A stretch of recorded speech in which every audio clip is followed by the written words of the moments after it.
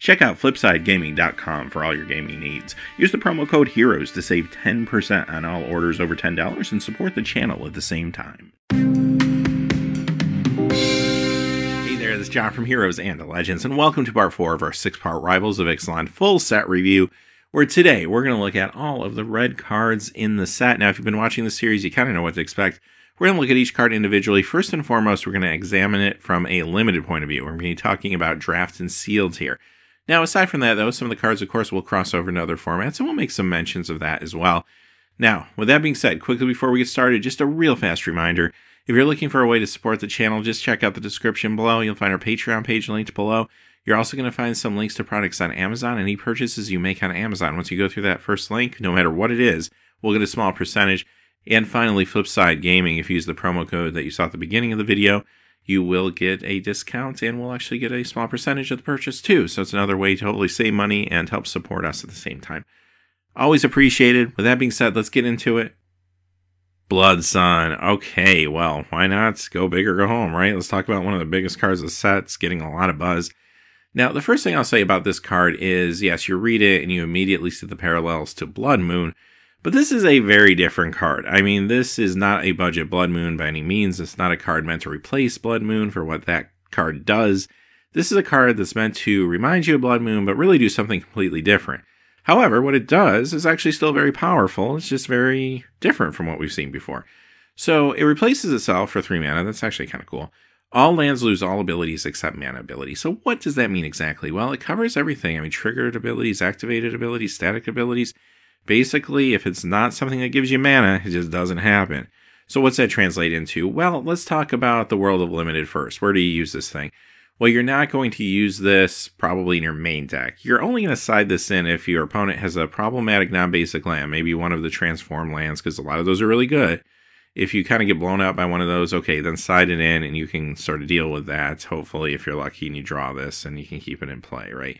So that's really what it's for from a limited capacity. A lot of times you might never get a chance to use this, unfortunately, if it's in your pool. But that's not really the point of this card. This is more of a constructed card. So what about Standard? Do you use it there? Now, Standard is not as crazy when it comes to land interactions as other formats, but there are some reasons you might want to consider sideboarding this in. So I'm thinking of things like maybe Field of Ruin. That's something that sometimes could mess with your mana base or what you're trying to do. Of course, if there are any of these lands that catch on and become really popular, then this is an answer for them. And that alone makes me happy that this card exists, because Wizards is doing a much better job. You definitely see it in this set of sprinkling answers for various problems that could come up in the Standard meta. That was lacking for a very long time, which led to some very bad Standard seasons. But now, cards like this existing, it's a stopgap to prevent any sort of shenanigans that could go on with a potentially very strong legendary land, or one of the transform lands, in other words. So that's cool. I'm glad it's here for that reason. Maybe it ends up being something that's necessary for sideboards and Standard. Maybe it's not. But at least we have the option, and that's pretty awesome. Once you go outside of Standard, that's where you start to see the craziness really behind this card.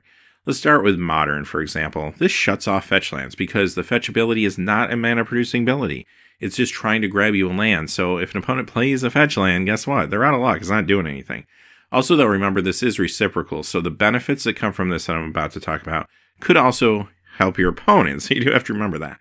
Now, anyway, fetch lands, yeah, that's one thing you could do with this, but you have to kind of consider for a moment, if you play the center in 3 in a format as fast as Modern, is that too late? Because they probably already played some fetch lands, they may have already fetched them. When this comes into play, they can react to it by using the fetch land, of course, even when this is on the stack. So I don't know, turn 3, turn 4 might be even too late at that point, but it's interesting. It's something to think about.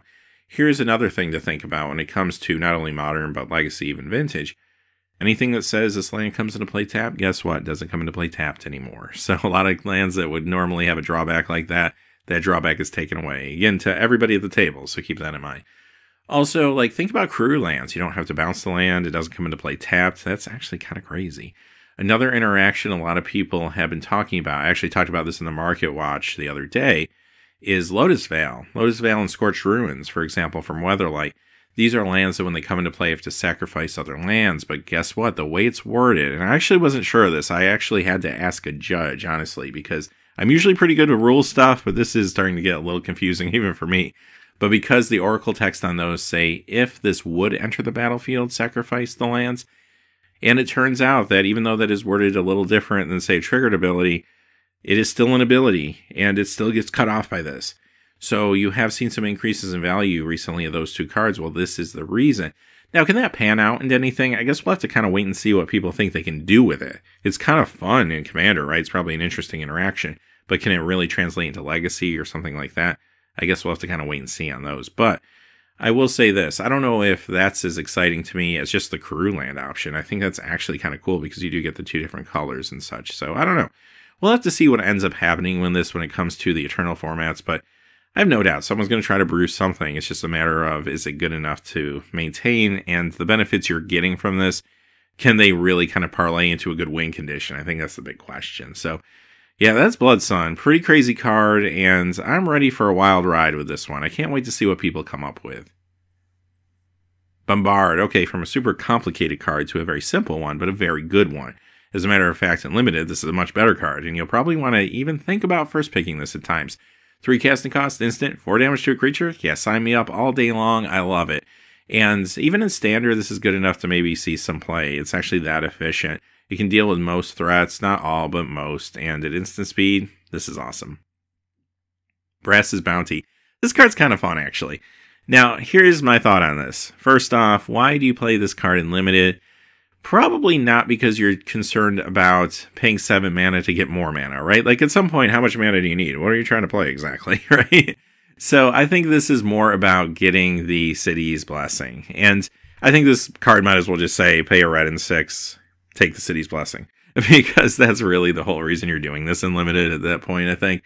So, yeah, I mean, you get Treasure, and those can be used to color fix, can be used for ramp. But like I said, when you're paying 7 mana, I think you're pretty much there anyway, being able to cast anything you really need to that's going to be critical.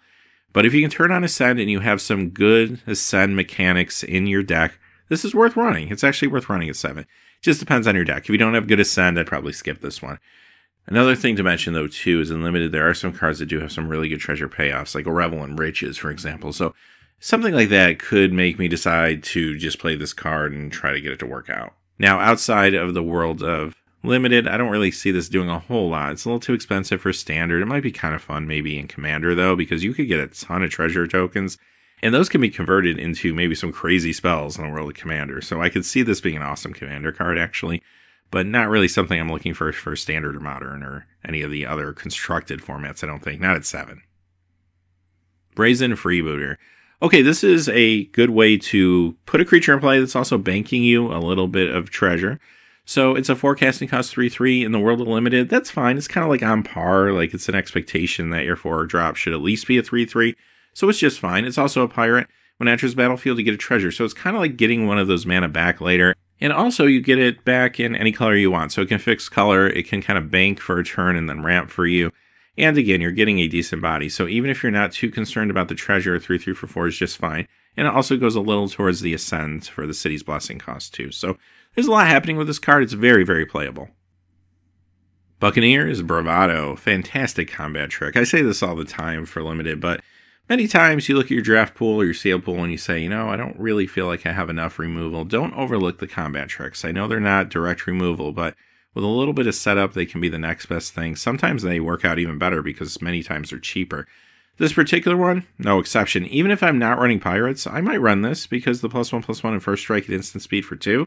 Yeah, this is going to surprise my opponent at times. And, you know, people won't play around this all that much. 2 mana, untapped. They realize you might have something, but in Limited, you can't always sit around and wait forever. So they're going to have to make a move at some point, and they could get blown out with something like this. Now, if you have a pirate, this gets even better, of course, with that double strike option. That's actually pretty sweet. It also turns it into a more aggressive card. So imagine you're playing an aggressive deck, whether that's like a Rakdos pirate build, even a Boros build with some vampires and pirates or something like that. No matter what you're doing, a lot of times aggro decks run out of gas in the mid to late game. Well, cards like this can help you sneak across sometimes that last amount of damage that you need to sneak across. So when it comes to Limited, this is a great pickup. I really like this card quite a bit. Standard, well, I'll tell you this. I don't really think there's going to be a really strong aggro deck in the future because of a card we talked about yesterday, actually, among other reasons. But if it does work out, if someone can figure it out, then this card could see some standard play in an aggressive deck, maybe like a pirate deck that's in Rakdos or something like that. Although I will say if there is a successful deck that's aggro, I don't think it concentrates on one tribe. I don't think it will be pirates. It might be Rakdos colors, but I don't think it will necessarily be completely pirate-centric either. Charging Tuscadon. Oh, wizards and your made-up dinosaur names. I love them. So, alright. This one costs 5 for a 4/4, but the ability is actually pretty cool. It has trample, and it deals double damage to players. So even if this gets blocked by like a 2/2, maybe you still give 4 damage to your opponent. That's kind of cool. So I like the idea. The thing is a little fragile, though. I mean, it can be blocked by 2/2/2s, and that's kind of it. So, I don't know. 5 mana for this? Sometimes, but not all the time. So basically, I'm going to look at my 5 drops, and sometimes I'm going to find better things than this. Other times I won't. If I don't, it's not the end of the world. This is still a very playable creature. Definitely better with combat tricks. So maybe if you have some combat tricks to back it up, you might be a little more apt to play it, perhaps. But yeah, it's decent. It's just not always going to make your cut, I don't think. It just depends on the competition in your pool. Daring Buccaneer. Okay, here's another aggro card. But the problem with this one is if you don't have a lot of pirates, you don't want to play this. So you don't want to be paying 3 for this. That's a bad day. If you pay 1 for it, it's pretty good. And you'll be happy. And maybe nothing crazy, but it does kind of give you a step up on the curve, and that's kind of cool sometimes. So, fine card if you have a lot of pirates in your deck. If you don't have that many pirates, I'm probably skipping this one. As far as aggro goes in standard, even if aggro does get there, I'm probably not playing this one again. First off, the dependency on pirates kind of turns me off a little bit. And also, too, if I'm playing small creatures in aggro and standard, I kind of want them to have haste or other abilities like prowess is always good, first strike. Just getting a 2/2 a little bit cheaper doesn't feel all that great to me. Dire Fleet Daredevil. Okay, another card that feels inspired by an older card. This time we're going to talk about Snapcaster Mage. So much like Blood Moon and Blood Sun, this is a card that definitely has some parallels to Snapcaster, but it's very different. It's doing something completely different at the end of the day. Snapcaster is awesome for control decks because it has flash. This has first strike. Also, Snapcaster goes into your graveyard so you can stack the deck a little bit. Very, very powerful card. This one probably not as powerful, but it's actually very good in aggro decks. So look at it this way. Let's talk about Draft and Seal first. I play this on turn 2 sometimes. I get a 2/1 first striker. You know what? That's pretty good. Even if I don't get to use the whole graveyard thing. 2/1 for 2, first strike for 2, sign me up. So this is actually pretty awesome. Great aggro card for turn 2 or turn 3. But let's say I get it on turn 8 or 9 and my opponent has a 4/4 on the board or a 5/5 on the board. Well, this thing isn't so exciting then, except for the fact it has the ability. So now I pay 2 for the creature and then whatever the cost of the ability that I want to take out of their graveyard is. So I'm looking at maybe a destroy spell or something like that. And it doesn't matter about color, it forgoes color, but I do have to have the amount of mana to cast to actually replay the card. So that's actually pretty awesome. It's good early, it's good late, and it does open you up to some flexibility, especially later in the game if your opponent's got some good targets in their graveyard. But you are dependent on what your opponent's playing, so there is some variance there, obviously. Overall, though, a fantastic card. I would first pick this, honestly. This card seems super sweet to me. And as far as standard, I think if there's a good aggro deck some point in the future, this card could be a part of it, whether it's Pirates or not. This is a card that I could even see maybe working into Ramenev Red or something like that, assuming that deck can continue with the changes in the meta that's coming from this set, which I am a little nervous about. This set definitely closes the door, I think, on vehicles. I think that chapter may finally be over, but Ramenev Red could hang in there. I guess we'll have to kind of see how the meta goes, but this could be a standard card. If not in this meta, maybe in a future meta, though, for sure. Itali Primal Storm. Okay, I love these Elder Dinosaurs. These are all awesome. So I'm going to talk about the downside for this one first, but don't get me wrong, this is still a great card. But I do want to point this out. It's a 6/6 for 6, that's good, but it doesn't have any kind of evasion or anything like that. You're really relying on the attack trigger to hit something good either in your library or your opponent's library, which may or may not happen. I mean, you could miss with this, right? So that's the high variance of this card, and that's what makes me a little nervous. Now, with that being said, it's still a 6/6 for 6. It has an amazing effect if you happen to hit something. And your opponent, yeah, I know. I mean, they could block this with 2/3/3s, and then you just 2-for-1 them. And if you miss and hit 2 lands on the top of you and your opponent's library, you exile those lands. I mean, that's not going to be a good day for you. But there's other times you're going to have huge plays with this. Like you play a 6/6, and if your opponent has a sparse board state, they could be in a lot of trouble.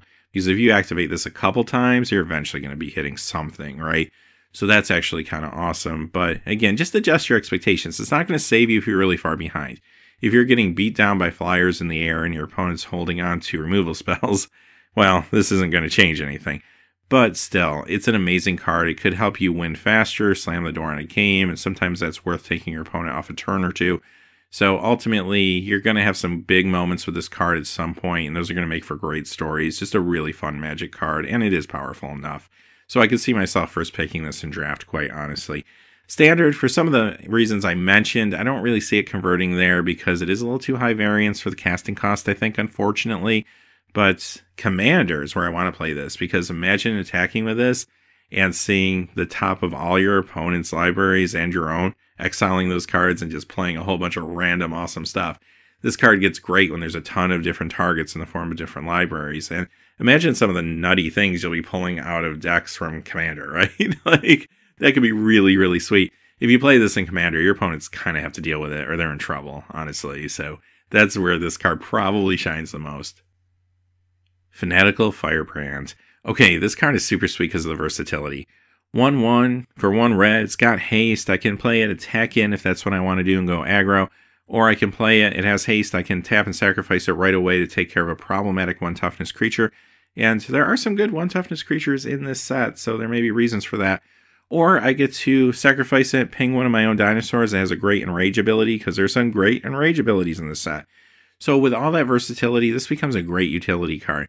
Great pickup if you already have some good Enraged dinosaurs. Great pickup if you're thinking about going aggro.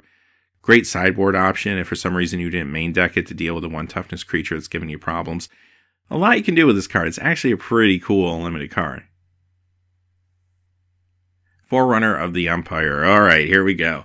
We talked about this one a lot during the preview season, and I'll try to keep it short here. I don't want to go into all the gory details, but let's talk about the card by itself and then some of the combos. First off, by itself, if you're in dinosaurs, play this card, you're going to love it. If you don't have dinosaurs, skip it. You don't want a 1/3 for 4, right? So that's pretty simple. But if you are playing dinosaurs and you're trying to play this card fairly, the first thing you want to consider is it's a tutor. So you're going to be able to tutor up your best dinosaur. Maybe one of these Elder Legend dinosaurs, who knows?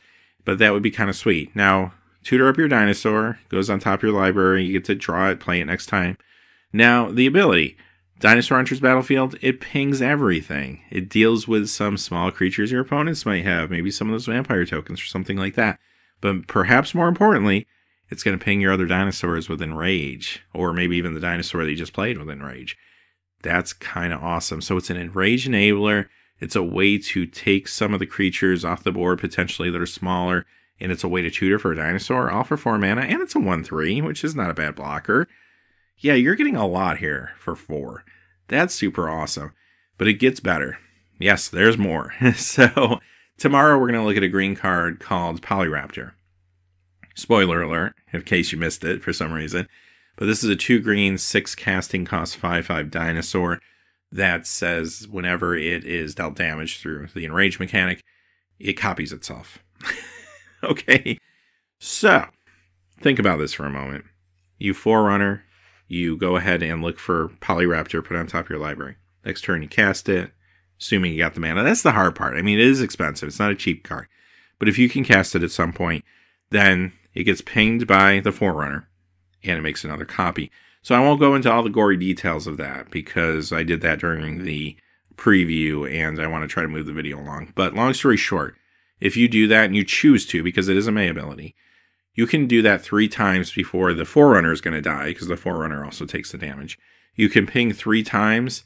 You'll end up with 7 Polyraptors. So that's kind of awesome. Now you can get even crazier with this, because in Ixalan there's a 1 mana instant called Sheltering Light. You might remember that. You scry, but you make something indestructible till end of turn 2 at instant speed. So, let's say you made your Forerunner indestructible. Well, you can make as many Polyraptors if you want, if that's the case, and you also wipe the board at the same time. So, there's that going for you, right? Like, now, how easy is that going to pull off, like, even in a draft? I mean, that might be difficult, because it's going to be hard to come across Polyraptor. So, yeah, that's not going to happen a whole lot in Limited, but if it ever does, you're going to be having probably a pretty crazy day and have some good stories to tell, right? Now, aside from that, like I said, this is a good card if you're playing it fair. It's better if you have a way to exploit it like Polyraptor, but Still a great card if you're playing it fair, as long as you have dinosaurs. What about standard, though? I think it could see standard play. Here's my thought. If the dinosaur deck gets there, which I think it's getting enough tools that I'm kind of hoping, I'm pulling for it, I hope it gets there. You could play this in a very fair way and just get dinosaurs that you need when you need them, turn on Enrage. I think Enrage will play a bigger role now that we see better Enrage abilities and more ways to activate them with this set. So that could be a thing just on its own. But you know what I do with that deck? I run one Polyraptor, just one. But when I have enough mana, I search it up with the Forerunner, put it on top of the library, next turn I play it, and I get the 2-card combo. That's all I really care about. I'm not even trying to work Sheltering Light into it, quite honestly. I mean, maybe I could, but for the most part, I'm just trying to run the 2-card combo. I think that's good enough, probably enough to put away a game if my opponent doesn't have an answer. So I think maybe if a dinosaur deck gets there, that's the capacity you might see that combo. Just a one-of in the deck of the Polyraptor. So I don't know. We'll have to wait and see how that pans out. But overall, like I said, even if you're playing fair, this is a good card with dinosaurs. Form of the Dinosaur. Oh man, I really wanted to like this card because sometimes I'm really hard on enchantments. And I know like people kind of give me flack for that sometimes, but I just can't get there. I tried. I'll tell you I tried. I just can't. Here's my problem with the card. It costs 6. Does nothing when it enters the battlefield other than adjusting your life total, which might be good if you're lower than 15, or it might be bad if you're higher than 15. Next turn, you can start using the card. So you can take out your opponent's best creature at the cost of your life. Okay, so that's not bad, and if I'm ahead on board state, I can race you maybe. So every turn I take away one creature. It feels a little slow, but it is also, very difficult to overcome if that's happening. But the problem is I'm losing life the whole time too. So let's say I get rid of the good creature, I attack in. As long as I have control of the board state, then I might win the game. But if any time my opponent starts taking out my creatures with removal, or perhaps just starts playing too many creatures and I'm losing the race, now I'm in trouble because I can't not do this. My opponent takes control in a way of the spell at that point because there's no May here. If my opponent has a creature, I have to activate this, no matter how low my life total is. Okay, so now on top of the fact that it costs 6, it does nothing other than adjust life total when it comes into play. It's slow at taking out creatures. It costs my life to do it. And now my opponent has control over really the decisions behind this card by playing big creatures over and over again if they want to, right? Like, ouch. I just can't get behind this. Even in limited, it just feels like I don't have control of the card, and I don't like that. Just a little too high variance. And I feel like if I was going to win with this card, there's a good chance I would have won anyway. If I'm behind, it's not going to help me at all, other than maybe buy me a little time by bringing my life total up, and maybe I draw an actual good card. Who knows? So, now the only thing that might make me think twice about this card in a limited situation is if I was able to build a deck that maybe had a lot of bounce in it, because I do think there's some good bounce in blue, and if I could bounce this back to my hand, have more control over it, replay it, maybe reset my life total, then all of a sudden it becomes more of a good combo, not necessarily a good single card, but a good combo. Or even at least a way to get rid of it, like a Naturalize or something like that, if it started to lose control. So there are definitely some ways to think about this card. It's not unplayable 100% or anything like that. It's just going to be tough, I think, to find the right builds and really feel comfortable running it, at least a lot of the time. Frilled Death Spitter. Okay, this is a 3-2 for 3, which means, you know what? It's a good curve card no matter what. So I don't even have to read anymore. I could say that I would play this many times in Limited. But it's also a dinosaur and it has a little Enrage ability for 2 damage. I'm going to say this, though. It's really smart to have stuff like this in red because this is a good crossover card for both the pirates and the dinosaurs. Obviously, for dinosaurs, because it's a dinosaur with Enrage. But for pirates, they are a little more aggro in this set. So if I'm like in Rakdos Pirates or even Grixis Pirates and I throw this in, what's kind of cool is when my pirates that are really small creatures start to pitter out as the game goes on and there's bigger creatures out there on my opponent's side of the board, then I can still play this, even attack in with it, or maybe even ping it or something to get across 2 points of damage. Because one of the challenges of playing an aggro deck is sometimes you do a lot of damage early, but then you run out of gas. Well, there are some cards in red here, we'll see more today, that actually kind of help you push across more damage later on. There's also some in black, too, we saw yesterday. So those are always nice to have. This kind of fills 2 roles, and I do like that. Goblin Trailblazer. Good aggro card, Menace, 2-1 for 2. Also good for turning on Raid because it has Menace, especially early on, like turn 3, turn 4, so I do like that quite a bit, actually.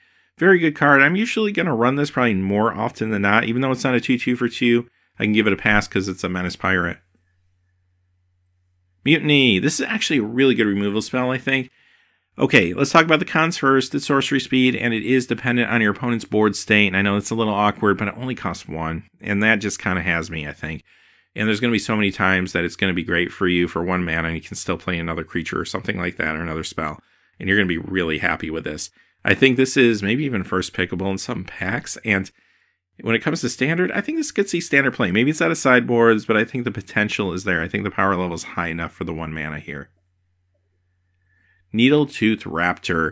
Okay, this one's kind of fun too. This takes out an opponent's creature or some of their larger creatures potentially, doing 5 damage with the Enrage ability. It's only a 2/2 for 4, but if you have ways to ping this thing and turn on the Enrage, there's a lot of ways out there. This card's actually super sweet. Now, even if you don't, like, it is another card that works well with aggro because there's a big incentive not to block this thing. So you can play this in the mid portion of the game, maybe when some of your other smaller creatures can't get by anymore. And your opponent might just let this by because they don't want to lose their key creature. And that's actually kind of cool too. So another card that crosses over real well between even pirates and dinosaurs. Now, there's some builds I might skip this, obviously, because it is kind of fragile for a 4 casting cost creature. It's one of the reasons you won't see this in standard, for example. But a lot of the times I could see myself playing this as long as I have ways to make the card better than it is just on the surface. Araska Raptor. Not much to say about this. It's a curve filler dinosaur. Like, if you need a curve filler at the 4 spot, 3/4 is just fine for you. Nothing crazy. A lot of times it won't make your cut. Pirate's Pillage. This is very reminiscent, of course, of Tormenting Voices. And I have to kind of ask, would I want to play this over that? Probably not. But there are some advantages to it. So you're going to pay 4 instead of the 2. But you do get treasure tokens, so it's almost like you're banking the mana for later, and that banked mana can be color fixing or ramp mana, perhaps in a future turn, or it can help you get towards Ascend, which is probably the main reason you're thinking about this. So with all that being said, the ability is good. I mean, we've seen it before in Tormenting Voices. The extra casting costs I'm not keen on, but there's reasons I might want to do it, mostly Ascend. If I have good Ascend targets in my deck, then yeah, I'm going to run this and be pretty happy with it. Or even if I'm just thinking about color fixing or ramp potential, there's reasons to run this particular version of the card. Now, the forecasting costs in standard, I don't think you're going to run this, say, over Tormenting Voices at all. But for limited, there's definitely reasons to do it. Reckless Rage. Here's another really good one. I love these 1 casting cost spells. Instant, 4 damage to target creature you don't control, and 2 to a creature you do. So again, nice crossover card. It can take out a big creature no matter really what deck you're playing. And then the 2 damage, maybe it's a drawback, but many times you have a creature that's 3/4 toughness that you can absorb this. Or better yet, you have a dinosaur with Enrage, and this becomes an Enrage enabler. That would be fantastic. And, you know, also even outside of like the standard format and the limited formats, there's some crazy things you can do with this. So limited, yeah, I would first pick this thing actually in a draft. I think it's fantastic. Great removal spell with a little bit of downside. The biggest downside is if you don't have a creature, you can't use the thing. That's a little annoying, but as long as you have enough creatures, which you should in your limited decks typically, you shouldn't have an issue drafting this high. When it comes to standard, again, it has to be in a build that has a lot of creatures in it, but as long as you're comfortable with that, this is awesome. This could actually be really good potentially in a dinosaur deck if one can get there, again, to turn on that Enrage ability and also take out a big creature. As we've been seeing, some of these new dinosaurs have some really great Enrage abilities, so this card plays well with those. Even in like Modern, you can use this and do 2 damage to like your swans or something, right? Like there's a lot of interesting things you can do with this card. I do think it sees Modern play, maybe even Legacy play. Really, really awesome card here for just 1 mana at instant speed. Rekindling Phoenix, another great card. This one's a mythic. Now, right off the bat, I'll say this. Maybe we have seen better Phoenixes in the past. I mean, they used to give us them a little cheaper. They would come in with haste. Sometimes getting them out of the graveyard was even easier. But this is an awesome card for today's Magic. 4/3 flying for 4. Okay, it doesn't have haste, but it's so hard to deal with. If your opponent gets rid of it, then you get this token, which is going to bring it back at your next upkeep. So they then have to get rid of the token. So this is board sweep resistant, basically, which is awesome. Your opponent's going to have a double removal spell to deal with this, or else maybe a way to exile it or something like that. So yeah, they have to deal with this in a very permanent way, or they're going to have to deal with the token at the same time. They're jumping through hoops, and if they can't do it, 4/3 keeps coming back with haste as well. So that's pretty crazy. This card's awesome. This will see standard play because it's amazing and it just has high power level behind it. And I would first pick this all day long, probably in draft, to be real happy with it. See red. Okay, I'll say this first. I can see myself playing this sometimes. So don't get too upset with me for what I'm about to say. Enchantment Aura. I'm always hard on Enchantment Auras. And I have to ask myself this question. Recently, they've been trying to push the auras. We've gotten some really good ones. Cartouches, for example. Fantastic. I'll play Cartouches all day long. Love them. Even pick them pretty high in draft. What is the deal now with these at the beginning of your end step? If you didn't attack with a creature, you lose the enchantment. What's going on with this now all of a sudden? I get it. They're costing these lower, so they're trying to give it some sort of reason to make it cheaper. But, I don't know. This doesn't make me want to play the thing. Like, that's the problem. Because here's the deal. If I don't have a line of attack, this is horrible. I draw this, and I can't play it. I can't even play it thinking maybe I'll get a future line of attack, which isn't a good idea anyway, because it opens you up to a 2-for-1. But I can't play this card, and then maybe my opponent plays something with flash, and then all of a sudden I don't have the line of attack anymore. I don't know. Like, +2/+1 first strike is good, but you just really have to pick your moments here. You put this in your deck, it's 2 casting costs, and if your opponent's shields are down, they're tapped out mana-wise, put this on a creature that can get by, or at least do something and get in there for some extra damage, or maybe have them trade for a better creature. I get it. It's actually fine in that capacity, don't get me wrong. I'm just a little disappointed that it feels like it's been weakened a little bit more than it needed to be, perhaps. I'd even pay 1 more for this if they took the claws off of it, because the second turn, if they don't have a removal spell and they can't 2-for-1 me, but they have a creature that makes my line of attack go away, then I still lose this thing, right? And like I said, the worst is drawing it when you have no line of attack and you're behind. You just don't catch up. It's like drawing a dead card. It's not going to help you come back. That I don't like at all. So do I end up playing this at the end of the day? Sometimes is the answer. If I don't have better things in my pool, it's runnable. It might make my cut maybe, I don't know, 25% of the time, something like that, maybe less. Maybe a little more in sealed. But yeah, I'm going to avoid this one if I can, but it's not the worst thing I've ever seen. Shake the Foundations. Okay, here's another way to ping your dinosaurs. However, I got to warn you, deals 1 damage to each creature without flying, so that means it could ping your opponent's dinosaurs too if you're in a mirror. So that could be a problem for you. It also replaces itself though, and it also deals with problematic 1 toughness creatures without flying, so some of the vampires and such.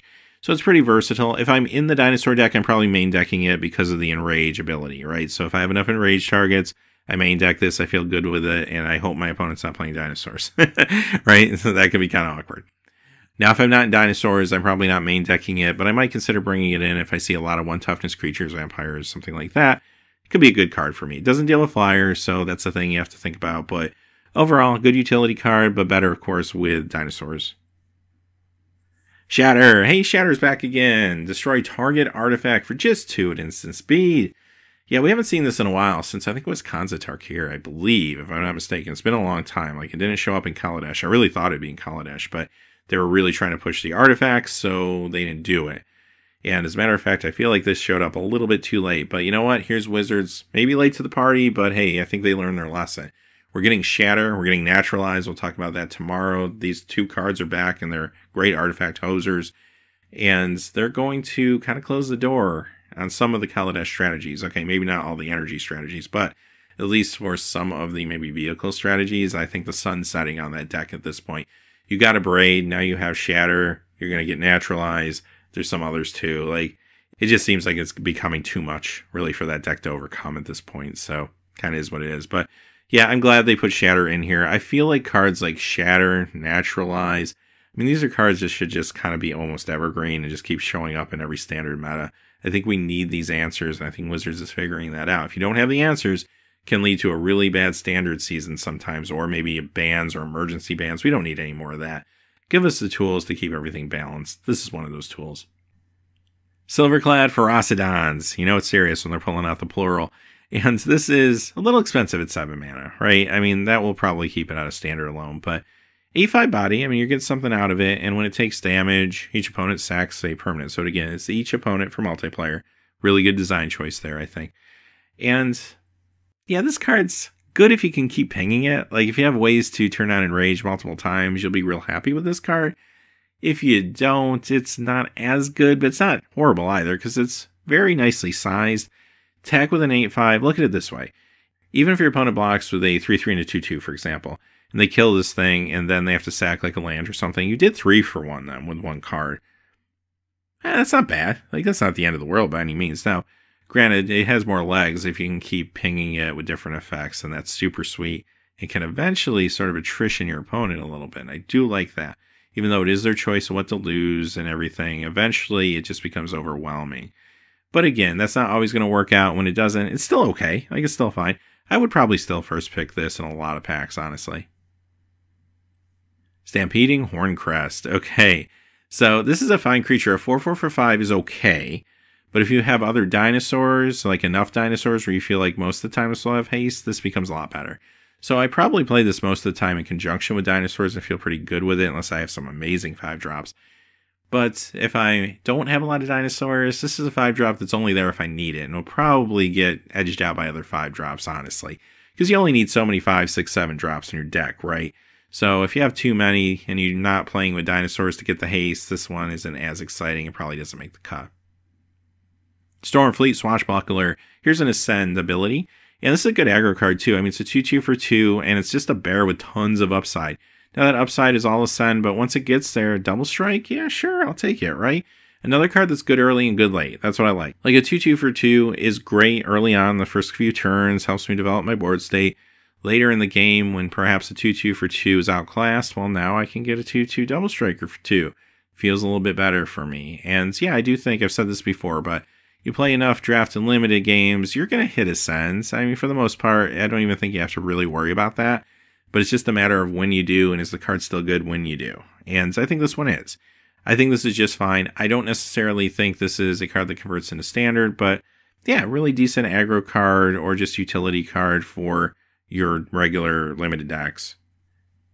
Sun-Collared Raptor. This is kind of a fun one because it's a cheap one too. Again, it's good early, it's good late, much like the other card. Early on, it's a 1/2. It helps you build your board state. Later on, it's a 1/2 that you can pour mana into because you can do this as much as you have the mana for it. A red and 2 gives a +3/+0. It has trample already, so you could have one really big play. Another card that crosses over well between maybe Pirate Aggro and Dinosaur Enrage, because what you have here is a dinosaur card that fits into a dinosaur deck, sure, but also at the same time, this is a great way to just push across more damage towards the end of the game after you whittled your opponent down with early aggro.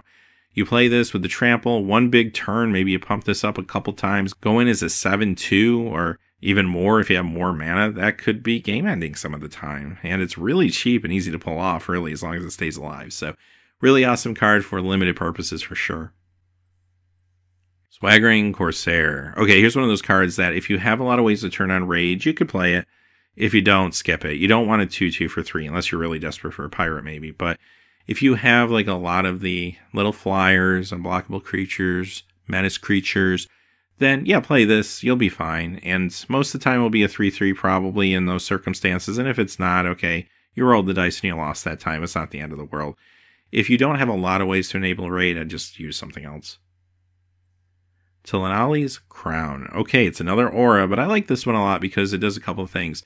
If I'm in the dinosaur deck, it turns on Enrage, and that's really where I want to be if I'm playing this card. I want to be able to turn on Enrage.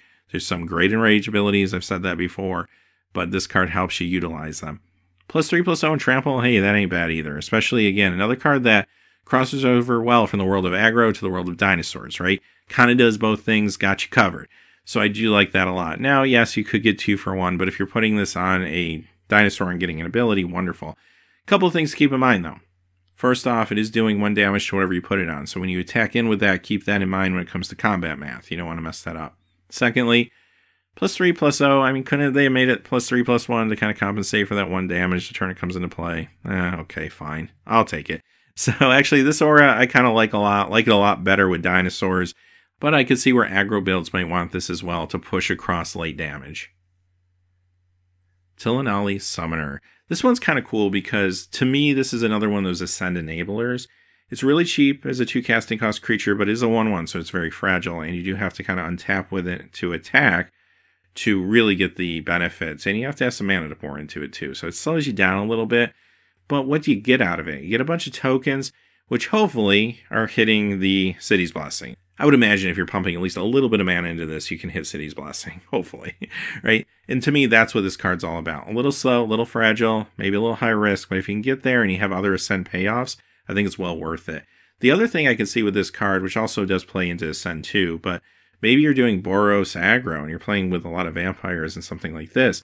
Well, in white, you do have ways to pump your team, so this is just another way to perhaps get some tokens on the battlefield that just add to the mass, and that could be actually kind of cool too, even if it's not the primary tribe like vampires, which might be getting more of the buffs. Just adding some 1/1s on top of some buffed vampires might actually be good enough to push across the last points of damage you need, and again, also help you get to Ascend if you need the help at that point. So yeah, I think the card is good in certain builds. I'm not going to play it all the time, but if I have good Ascend payouts, or I'm going super wide and I just want extra width to my creature base, yeah, I'm going to be looking at this, definitely. I do think it's a little too fragile and slow, unfortunately, for standard, but it's a cool design. I like the card. All right, with that being said, those are all the red cards. And we're getting there now. We're going to be back tomorrow. We're going to look at all the green cards. The next day, we'll be back with all of the multicolor and colorless cards. We'll wrap up the set. Later in the week, we'll be doing a pre-release primer for folks who maybe never gone to a pre-release before. We also got a couple Market Watch videos coming down the road, so a lot of stuff happening. But until next time, though, hey, thanks for watching. Please remember to like, subscribe. Have a great day. Hey, thanks for watching. This video is made possible by the generous support of viewers like you on Patreon. Check out the description below for links to our Patreon page as well as our Amazon affiliate store, where a small percentage of all sales will also help support the channel. Finally, if you haven't had a chance yet to subscribe, hit that subscribe button so you don't miss any new videos on Heroes and Legends. Talk to you again soon, and have a great day.